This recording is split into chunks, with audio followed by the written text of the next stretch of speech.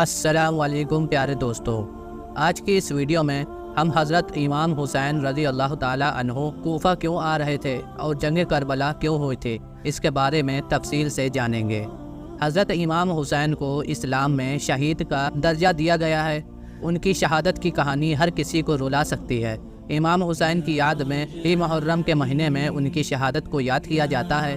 حضرت امام حسین پیغمبر حضرت محمد مصطفیٰ صلی اللہ تعالیٰ علیہ وسلم کے نواسے اور حضرت علی رضی اللہ تعالیٰ عنہ اور حضرت فاطمہ کے بیٹے تھے۔ حضرت امام حسین کی پیدائش اسلامک کیلنڈر کے حساب سے 3 شعبان سن 4 ہجری اور انگریزی کے حساب سے 8 جنوری 626 عیسوی میں مدینہ میں ہوئی تھی۔ حضرت امیر معاویہ رضی اللہ تعالیٰ عنہ کے وصال کے بعد آپ کے بیٹے یزید کو خلافت مل جاتی ہے۔ یزید ایک بدترین اور بدبخت شیطان تھا، شراب پیا کرتا تھا، زنا کیا کرتا تھا۔ یزید کو جب خلافت ملی تو یزید سمجھ گیا کہ میری اس خلافت کو حضرت امام حسین رضی اللہ تعالیٰ عنہ کبھی قبول نہیں کریں گے۔ اسی لیے یزید نے مدینہ منورہ کے گورنر ولید بن عتبہ کو خط لکھا اور اس میں لکھا کہ حسین ابن علی، عبداللہ ابن عمر اور عبداللہ ابن زبیر رضی اللہ تعالیٰ عنہ میری بیعت کو مانیں، اگر وہ نہ مانتے ہیں تو ان پر ظلم و ستم کرنا۔ امام حسین رضی اللہ تعالیٰ عنہ نے یزید کی بیعت کرنے سے انکار کر دیا، کیونکہ یزید آپ کے نزدیک مسلمانوں کی امامت اور خلافت کے ہرگز لائق نہیں تھا، کیونکہ آپ جانتے تھے یزید بہت بے حیا تھا، زنا کیا کرتا تھا، شراب پیا کرتا تھا اور ظالم تھا۔ امام حسین رضی اللہ تعالیٰ عنہ مدینہ شریف چھوڑ کر مکہ شریف تشریف لے آئے۔ جب آپ کو مکہ شریف میں کوفیوں کے ڈھیر سارے خط آنے لگے، ان خطوں میں لکھا ہوا تھا، اے امام حسین، آپ کوفہ تشریف لے آئیے، یہاں پر یزید کا ظلم و ستم بڑھتا جا رہا ہے، ہم آپ سے بات کریں گے، یزید کی بات ہمیں ہرگز قبول نہیں ہے۔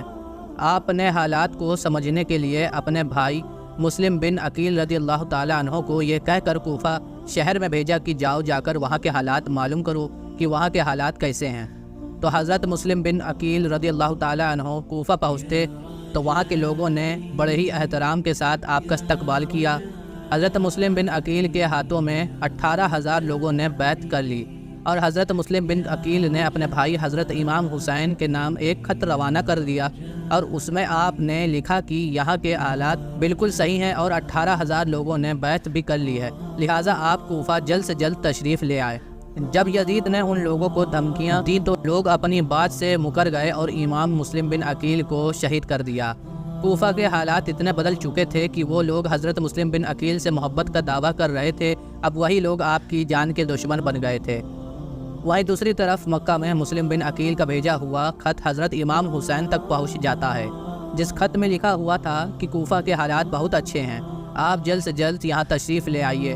لہٰذا حضرت امام حسین نے جیسا ہی وہ خط پڑھا تو حضرت امام حسین فوراً کوفہ جانے کی تیاری انہوں نے شروع کر دی۔ حضرت امام حسین اپنے تمام اہل خانہ کے ساتھ کوفہ کے لیے روانہ ہوئے۔ یہاں امام حسین کوفہ کے لیے چل پڑے۔ امام حسین ابن علی کو حضرت مسلم بن عقیل کی شہادت اور کوفہ والوں کی بے وفائی کی خبر اس وقت ملی تھی جب آپ مکہ شریف سے کوفہ کی طرف روانہ ہو چکے تھے۔ جب آپ کوفہ شہر کے بالکل قریب پہنچ گئے تو آپ کو یزیدی فوج نے روکنے کی کوشش کی۔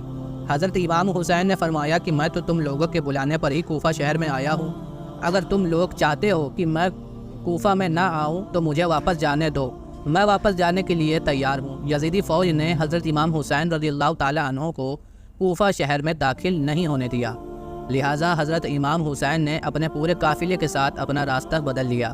چلتے چلتے آپ ایک چٹیل میدان میں پہنچ گئے تو آپ نے ایک شخص سے سوال کیا کہ یہ کون سی جگہ ہے؟ اس شخص نے کہا یہ جگہ کو کربلا کہا جاتا ہے۔ تو حضرت امام حسین رضی اللہ تعالیٰ عنہ نے اپنے تمام لشکر کو حکم دیا کہ یہیں پر خیمہ لگا دیا جائے، لہٰذا اس طرح سے حضرت امام حسین کربلا کے میدان میں پہنچے اور ادھر یزیدی فوج کے اس بات کا علم ہوا کہ حضرت امام حسین نے اپنا خیمہ کربلا کے میدان میں لگایا ہوا ہے، تو یزیدی فوج نے بھی فوراً کربلا کے میدان میں پہنچنا شروع کر دیا۔ یزید کی جو فوج کربلا پہنچ رہی تھی ان کا سپہ سالار ابن سعد کر رہا تھا۔ حضرت امام حسین نے ابن سعد سے کہا کہ یا تو تم مجھے یزید کے پاس لے چلو یا پھر مجھے اپنے شہر مکہ واپس جانے دو، لیکن ابن سعد نے ان دونوں باتوں میں سے کوئی بھی بات قبول نہیں کی اور وہ حضرت امام حسین کو یزید کی بیعت کرنے پر مجبور کرتا رہا، لیکن آپ نے اس کی ایک بھی بات نہیں مانی۔ ایسے ہی کرتے کرتے دن گزرتے گئے اور 3 محرم کا دن آ گیا۔ اب ظالم یزید نے امام حسین کے سامنے 22,000 سپاہیوں کا لشکر بھیج دیا۔ دوسری طرف حضرت امام حسین کے ساتھ 82 لوگ تھے، جس میں عورتیں اور بچے بھی شامل تھے۔ پیارے دوستو، آپ یہاں سوچئے کہ کتنی حیرت کی بات ہے، ظالم یزید کے دل میں امام حسین کا کتنا ڈر اور خوف تھا کہ 82 لوگوں سے لڑنے کے لیے 22,000 سپاہیوں کا لشکر بھیج دیا، جو حضرت امام حسین کے سامنے 100 گنا سے بھی زیادہ بڑا یزید کا لشکر تھا۔ امام حسین کے سامنے یزیدی فوج کے حوصلے پست ہو گئے۔ آخرکار انہوں نے یہ فیصلہ کیا کہ امام حسین کو ہرانا ہے تو ان کا پانی بند کرنا پڑے گا اور تبھی ان کا مقابلہ کیا جا سکتا ہے۔ پیارے دوستو، ایسا ہی کرتے ہوئے دن گزرتے گئے اور 7 محرم کا دن آ گیا، اور 7 محرم کو ہی یزیدی فوج نے امام حسین کے قافلوں والوں پر پانی بند کر دیا۔ میرے پیارے مسلمان بھائیوں، ہم آپ کو یہ بتاتے چلیں کہ کربلا کے میدان میں پانی کا کوئی بھی انتظامات نہیں تھا سوائے نہر فرات کے، لیکن 7 محرم کے دن نہر فرات کا پانی بھی حضرت امام حسین کے قافلوں والوں پر بند کر دیا گیا۔ حضرت امام حسین اور ان کے ساتھ موجود تمام جوان لوگ پیاس کو برداشت کرتے رہے، لیکن چھوٹے بچے اور عورتوں کا پیاس کی وجہ سے برا حال ہو چکا تھا۔ ظالم فوجوں یزید امام حسین کے گھر والے اور تمام ساتھیوں کو گھیرے ہوئے تھے۔ انہوں نے یہ طے کیا تھا کہ اب 9 محرم کے دن امام حسین کو قتل کر دیا جائے۔ حضرت امام حسین نے حضرت عباس سے کہا کہ عباس، جاؤ یزید کی فوج کے پاس اور ان سے کہو ہمیں ایک رات اللہ کی عبادت کرنے کے لیے دی جائے۔ جب حضرت عباس نے ایک رات کی مہلت کے لیے کہا تو انہوں نے آپ کی بات مان لی۔ جب تک 9 محرم کی تاریخ آئی تب تک امام حسین کو یہ یقین ہو چکا تھا کہ یزید کی فوج کا مقصد صرف اور صرف مجھے شہید کرنا ہے، اس کے علاوہ یزید کچھ بھی کرنے کے لیے تیار نہیں ہے۔ اسی لیے حضرت امام حسین نے 9 محرم کی رات میں اپنے تمام خیمے والوں کو ایک جگہ پر اکٹھا کیا، اور آپ نے کہا کہ یہ بات تو طے ہو چکی ہے کہ یہاں پر موجود سبھی لوگ 2 دنوں کے اندر شہید کیے جائیں گے، اسی لیے یہاں موجود آپ میں سے جو بھی واپس لوٹنا چاہتا ہے وہ لوٹ سکتا ہے۔ حضرت امام حسین نے فوراً خیمے میں جل رہے تمام دیوں کو بجھوا دیا، یعنی ان دیوں کو بند کر دیا اور اندھیرا کروا دیا تاکہ جو بھی جانا چاہے وہ چلا جائے۔ تھوڑی دیر بعد جب دیوں کو دوبارہ جلا دیا گیا تو سارے کے سارے لوگ بیٹھے آنسو بہا رہے تھے، یعنی کوئی بھی حضرت امام حسین کو اکیلے چھوڑ کر جانے کے لیے تیار نہیں تھا۔ پیارے دوستو، آخرکار 10 محرم کا دن آیا اور حضرت امام حسین اور یزید کی فوج کے بیچ جنگ ہونا شروع ہو گئی۔ جہاں ایک طرف یزید کی ایک بڑی فوج تھی تو وہیں دوسری طرف امام حسین کے ساتھ صرف اور صرف 72 لوگ تھے۔ اتنے میں فوج یزید کا حملہ شروع ہو جاتا ہے اور ہر شہید شہادت کا جام خوشی سے پیتا گیا۔ کبھی قاسم شہید ہوتے تو کبھی علی اکبر شہید ہوتے تو کبھی اون محمد شہید ہوتے۔ 3 دن کی پیاس سے امام حسین کے گھر والے اور تمام لوگ یزیدی فوج سے جنگ کرتے رہے اور ایک ایک کر کے شہید ہوتے گئے۔ حضرت عباس عالم بردار سے حضرت امام حسین کے 6 مہینے کے بیٹے علی اصغر کی پیاس نہیں دیکھی گئی۔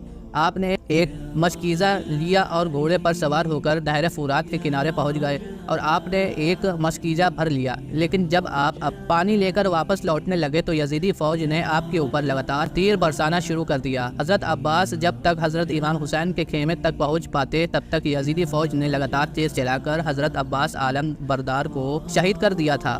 اس طرح حضرت عباس عالم بردار شہید ہو گئے۔ اسی طرح ایک ایک کر کے تمام اہل بیت کے نوجوان شہید ہو گئے اور ہاشمی شیر شہادت کا جام پی لیتے ہیں۔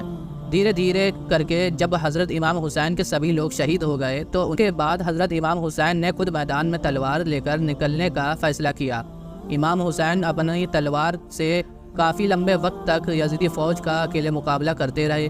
حضرت امام حسین نے تنہا ہونے کے باوجود بھی آپ کے مقابلے میں کوئی بھی نہیں آنا چاہتا تھا، اور اس کی صرف ایک ہی وجہ تھی کہ آپ حضرت علی مولا علی حیدر کرار کے بیٹے تھے۔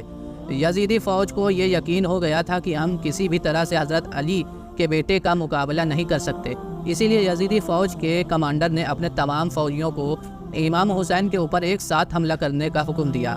پھر تمام یزیدی فوج کے سپاہی حضرت امام حسین پر ایک ساتھ مل کر حملہ کر رہے تھے، لیکن اس کے باوجود بھی امام حسین لگاتار یہ ثابت کر رہے تھے کہ باطل چاہے تعداد میں کتنا بھی ہو لیکن وہ حق اور سچ کے مقابلے میں بالکل بھی ٹک نہیں سکتا۔ جب حسینیت اور یزیدیت کے بیچ سب سے خطرناک جنگ چل رہی تھی کہ اسی بیچ میں اچانک سے نماز عصر کا وقت ہو گیا۔ حضرت امام حسین نے ایسے مشکل وقت میں ایسی زخمی حالت میں بھی عصر کی نماز پڑھنے کا ارادہ کیا، جبکہ چاروں طرف سے حملہ لگاتار ہو رہا تھا۔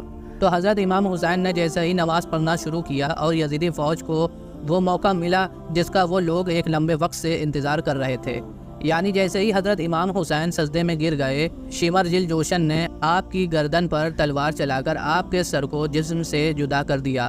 حضرت امام حسین کی شہادت کے بعد آپ کے سر مبارک کو نیزے پر رکھ کر پورے کوفہ میں گھمایا تھا۔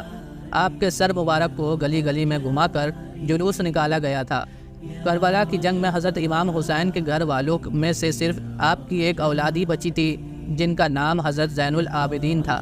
اس کے علاوہ حضرت امام حسین کے تمام عورتوں کو قیدی بنا کر کوفہ شہر لایا گیا تھا۔ بھلے ہی اس دن امام حسین کو شہید کر دیا گیا تھا، لیکن آج بھی حضرت امام حسین پوری دنیا میں قیامت تک کے لیے زندہ ہیں، اور یزید ڈوب گیا شام کے اندھیروں میں، حسین چمک اٹھے دنیا میں روشنی کی طرح۔ حضرت امام حسین نے اسلام کے لیے اپنے آپ کو اور اپنوں کو قربان کر دیا، اور ہمیں یہ سبق ملتا ہے کہ کسی بھی حالت میں نماز نہیں چھوڑنی چاہیے۔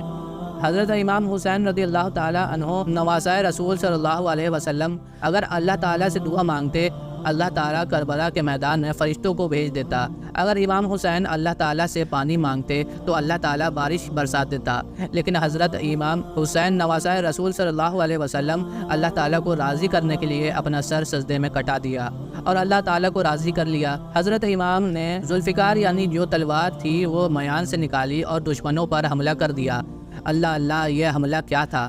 اللہ کے شیر کا حملہ تھا جو آپ کے مقابلے میں آیا اسے سیدھا جہنم میں پہنچا دیا اور سینکڑوں کو جہنم میں پہنچا دیا۔ جس طرف نگاہ پلٹی سب کے سب الٹ دی۔ دوستوں ہم امید کرتے ہیں کہ آپ کو حضرت امام حسین کا یہ واقعہ پسند آیا ہوگا، تو اسے آپ اپنے دوستوں میں ضرور شیئر کریں۔ اگر آپ کو پسند آیا ہے تو آپ اسے لائک کر لیں۔ ہم ملتے ہیں اگلی ویڈیو میں، تب تک کے لیے السلام علیکم۔